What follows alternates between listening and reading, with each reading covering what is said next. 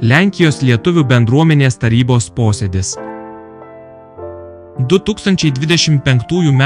lapkričio 9 d. Punsko Dariaus ir Girėno mokyklos svetainėje vyko Lenkijos lietuvių bendruomenės tarybos posėdis. Jo pradžioje buvo sugiedotas Lietuvos himnas.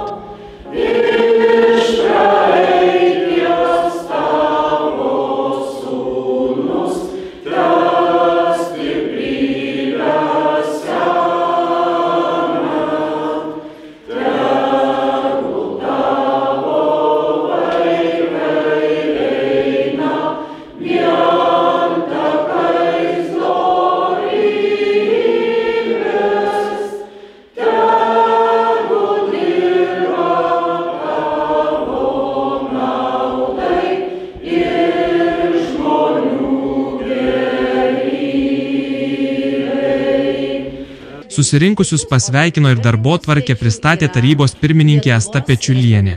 Ambasados Varšuvoje ministrė patarėja, ponė Lilija Žinienė, ir ją kviečiame tarti žodį. Noriu tik tai ambasadoriaus vardu pasveikinti jūs visus čia susirinkusius ir padėkoti visiems, padėkoti bendruomenės valdybai, tarybai, padėkoti kiekvienam iš jūsų, kiekvienam Lenkijos lietuvių bendruomenės nariui už jūsų kasdien sąžiningai, nuoširdžiai atliekamą darbą. Tai yra lietuvybės puoselėjimą, lietuviškos kultūros, tradicijų išsaugojimą. Ta jūs darote kasdien. Ir tą, kaip sakiau, darote tikrai sąžiningai ir nuoširdžiai. Ir už tai jums labai labai didelis ačiū. Ir tai nėra vien tik tai mandagumo kažkokia frazė ar gražūs žodžiai. Ambasadoris tikrai labai vertina ir visa ambasada vertina tai, ką jūs darote. Ir jisai tikrai labai visą laiką noriai dalyvauja visuose lietuvių organizuojamuose renginiuose. Ir jeigu taip atsitinka kaip šiandien, kai negali dalyvauti, tai tam tikrai yra labai rimtų priežasčių. Informaciją apie Lenkijos lietuvių jaunimo sąjungos veiklą papasakojo Tomas Venslauskas. Pereitų metų gruodžio mėnesį kartu su Silvija Liaukevičiūte vykome į Pietų Ameriką, kurioje Argentinoje vyko Pietų Amerikos lietuvių jaunimo suvažiavimas. Taip pat prie progai pasitaikius aplankėme ir Urugvajus lietuvius, su kuriais teko dalyvauti paskutinėme metinėme jų susirinkime. Vėliau 2025 metais tęsime mūsų veiklą. Iš tokių svarbiausių renginių reikėtų paminėti Pasaulio lietuvių jaunimo kongresą, kuris vyko Islandijoje. Į jį nuvykome su gausia delegacija. Labai džiaugiamės tuo, kad šio kongreso metu mūsų valdybos pirmininkė Silvija Liaukevičiūtė buvo išrinkta Pasaulio lietuvių jaunimo sąjungos sekretorė. Apie Europos lietuvių kultūros dienas Briuselyje papasakojo Asta Pečiulienė. Kam jos reikalingos ir kokias jų tikslas? Taigi tikslas yra suburti Europos lietuvių bendruomenės ir stiprinti lietuvybę, bendrystę ir lietuvių kultūrinį paveldą, o taip pat skatinti dialogą tarp diasporos ir Lietuvos institucijų bei palaikyti šventinio renginio tradiciją. Europos lietuvių kultūros dienos vyko jau trečią kartą. Pirmą kartą buvo Norvegijoje, antrą kartą buvo Norvegijoje iš Punsko, iš Lenkijos tiesiog niekas nedalyvavo.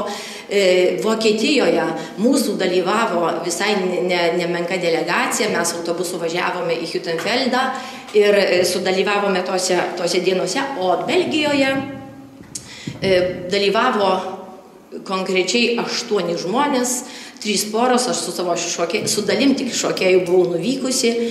Ši šventė buvo toks planas, kad ji vyks kas 2 metus, tačiau kai įvyko pirmą kartą, paskui nutarta vis tik, kad reikia ją organizuoti kasmet, kad neatsilikti, ir jinai yra keliaujanti. Kiekvienais metais vyksta kitose valstybėse. Suvalkų lietuvių problemas, džiaugsmus ir rūpesčius pristatė Alicija Kraužlytė. Kaip girdėjot, Suvalkuose veikęs vokalinis ansamblis, kurio vadovai yra Arnoldas Vaznelis, šokių grupė, kurio vadovauju aš, ir teatras, kurį vadovauju Jolanta Meluskaitė Vektorienė. Tai Pabandysiu irgi taip greitai. Tai per ataskaitinį laikotarpį pradėsim nuo vokalinio ansamblio. Vokalinis ansamblis Sūduva pasirodė vasario 16-osios minėjime Suvalkuose, velykinėme koncerte Punsko bažnyčioje, lietuviškame vakare Suvalkuose, bažnyčinių chorų šventėje Žagariuose, sakralinės muzikos festivalyje Klaipėdoje ir Nidoje, impresijose Suvalkų bažnyčioje, Klojimo teatrų festivalio metu Punske, Suvalkų miesto šventės eisenoje, Žolinių folkloro festivalyje Punske. Apie Lietuvos Respublikos Seimo ir Pasaulio lietuvių bendruomenės komisijos darbus papasakojo Jonas Vydra. Kuri ilgus metus dirba toj komisijoje. Dėkoju Aidžiui Staskevičiui, kuris irgi ilgus metus dirba toj komisijoje. Ir aš iš savo pusės dėkoju mūsų viršaičiui Vytautui Liškauskui, kuris mane išleidžia į tą komisiją. Nes jo, tai žmogus, kuris supranta reikalus ir tą visuomeniškumą jisai visada remia. Tai ačiū. Ir jau dabar prieisiu prie reikalo. Taigi, ši komisija gyvuoja jau nuo 1991 metų ir ji yra nuolatinė Seimo komisija. Iš pradžių ją sudarė Amerikos JAV lietuvių bendruomenės atstovai ir Lietuvos Seimo Respublikos atstovai. Nuo 2007 metų ta komisija, sakykime, geografiškai išsiplėtė, savo skaičium ne, bet geografiškai išsiplėtė ir dabar ją sudaro 10 Seimo narių atstovų ir 10 LB atstovų. Tai yra 3 Amerikos valstybių atstovai, 2 vakarų Europos, 1 rytų Europos, 1 Lietuvos etninių žemių atstovas, 1 pietų Amerikos atstovas ir 1 Australijos ir Okeanijos. Ir dabar ar 10 išvardėjau, gal taip. Bendrosios Lenkijos Respublikos vyriausybės bei tautinių ir etninių mažumų komisijos darbo reikalais kalbėjo Algirdas Vaicekauskas. Komisija, iš viso komisijos rangas yra labai svarbus, kadangi ir labai, sakyčiau, toks, iš viso Lenkijoje prie vyriausybės veikia 2 komisijos. Viena yra tautinių mažumų būtent ir vyriausybės, o kita savivaldybės ir vyriausybės. Tai taip, kad tai yra, kaip jau sakiau, tai yra patariamasis ir nuomonė formuojantis ir politika, reiškia, formuojantis, padedantis formuoti valstybės politiką tautinių mažumų atžvilgių. Aišku, čia yra teorija, o kaip praktikoje tai būna visaip. Ir čia tos komisijos nuomonės būna ir paisoma, ir nepaisoma. Bet vienu žodžiu, aš gal susikaupsiu ties paskutiniais metais. Taigi, kaip žinote, 20 metų veikia įstatymas, kuris per 20 metų praktiškai nebuvo keistas. Tai gal vienintelis įstatymas, kuris buvo, reiškia, priminėjamas ilgiausiai, nes virš 10 metų diskutuojama buvo, ir per 20 metų nebuvo keičiamas, išskyrus šiuos metus. Šiais metais buvo pakeistas. Tai reiškia, gal įstatymo veikimo 20-mečio proga buvo suorganizuota Balstogės universitete konferencija, kur buvo galimybė pasisakyti, kaip veikia, kaip pakeitė mūsų gyvenimą tautinių mažumų įstatymas. Mūsų krašto problemas Sielovadoje pristatė Anastazija Sidarienė.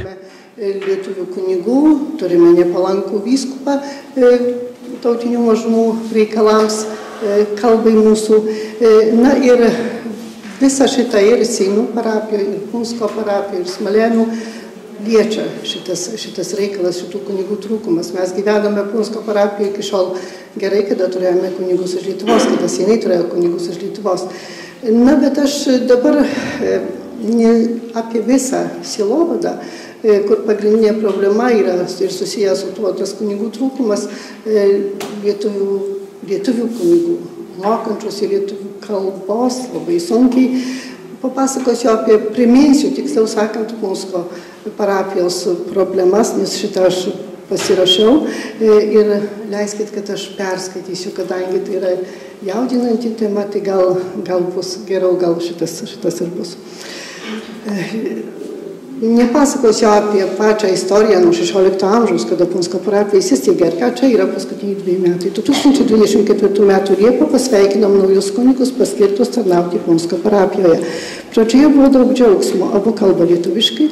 Prieš 17 metų gerus žodžius Morėnų parapijiečiai minėdavo kleboną Opanovskį, Suvalkų bendruomenės nariai irgi, kur atnešavo šventąsias mišias lietuvių kalba. Kunigas Adomas yra lietuvio tėvo ir mišos šeimos kilusios motinos, abu yra energingi, palyginus jauni. Permainų tikėjomės, bet ne tokių, kokias mums pasiūlė. Nepasiūlė, o padiktavo klebonas. Jau per pirmą parapiečių susirinkimą pareiškė, kad devintinių procesija bus bendra Lenkų ir lietuvių. Jau iš karto naujai išrinktai parapijos tarybai pareiškė naujai išrinkta parapijos taryba pareiškė nepasitenkinimą. Bet kadangi tai turėjo įvykti dar po daugiau nei pusės metų, tai visi pagalvojo, klebonas gal dar nesusipažinė su realijomis, kiti sakė, o gal pajuokavo, bet tai nebuvo pajuokavimas, šitai padarė. Apie Lenkijos lietuvių bendruomenės valdybos veiklą ir nuveiktus darbus kalbėjo Irena Vilimienė. Taip, jau metai, kai Lenkijos lietuvių bendruomenės valdyboje dirba šie asmenys. Vicepirmininkai Jonas Vydra, Algirdas Vaicakauskas, Onutė Nevulienė, sekretorė Onutė Vaznelienė, nariai Nastutė Sidarinė, Alius Kliučinskas ir Rita Vainaitė, Jaunimo sąjungos pirmininkas Tomas Venslauskas. Labai jums ačiū už šitos metus ir už visus jūsų darbus. Ir lenkiu žemai galvą.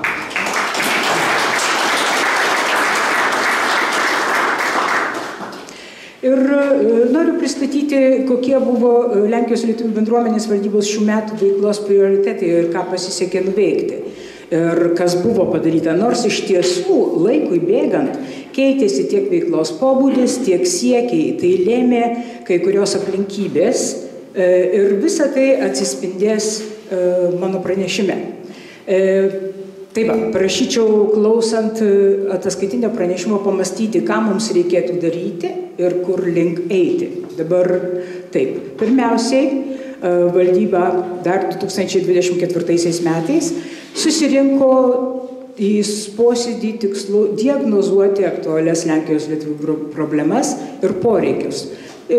Tuo tikslu surengėme valdybos posėdį ir 2 išplėstinius posėdžius, tai yra į kuriuos pakvietėme šio krašto aktyvesnius visuomenėje istorikus, pensininkus, norėta pasitarti paveldo įamžinimo klausimais, ypač dėl 2026 metais 200-ąjį jubiliejų švęsiančios Seinų kunigų seminarijos. Posėdžiui baigianti pasisakė Lietuvos šaulių sąjungos vadas pulkininkas leitenantas Linas Idzelis ir kiti. Laurynas Gerikas ir su manim to pačiu atvažiavo dar iš Litvinovič. Yra Tadas Suškas, jeigu žinote, toks žymus veikėjas, kur Lietuvon kažkada tai, kai jis grįžo po Amerikos, nepriėmė, nes tuo metu kariuomenės vadas jau buvo nupirktas su rusų. Ir jisai tada tapo divizijos vadu Lenkijoje. Tai toks buvo atsitikimas. Tai mes turime dabar tautinių bendrijų Vilniaus apskrity kuopą, kur renkame tuos žmonės, kurie yra Lietuvos patriotai. Aš kadangi esu Lietuvos šaulių sąjungos vadas, turbūt žinote, kas yra šaulių sąjunga, arba bent jau girdėjote, kas tokie yra. Tai 1919 metais šita organizacija buvo šiek tiek kopijuojama nuo organizacijos Sokol Čekoslovakijos ir nuo Lenkijos Šelec. Dabar prieš porą savaičių mes turėjome mokymus ir buvo atvažiavę iš Lenkijos daug giminingų organizacijų. Šelec buvo Pilsudskio legionas, Combat Alert buvo organizacija. Tokio dėmesio, aišku, kaip Lietuvoje vyriausybės Lenkijoje nėra. Šitom organizacijom pas mus yra Lietuvoje tvarkoje, lyginant su kuo aš visą sakau. Lietuva yra pirmaujanti šalis regione, aš visą galvoju, kad Lenkija yra pirmaujanti šalis regione. Pagal požiūrį į gynybą mes esame pirmaujanti šalis. Visai gerai varome, palyginti su kitur. Patriotinis ugdymas mokyklose, viskas yra įdiegta, nepaisant to, kad 30 metų buvo daug labai kalbų.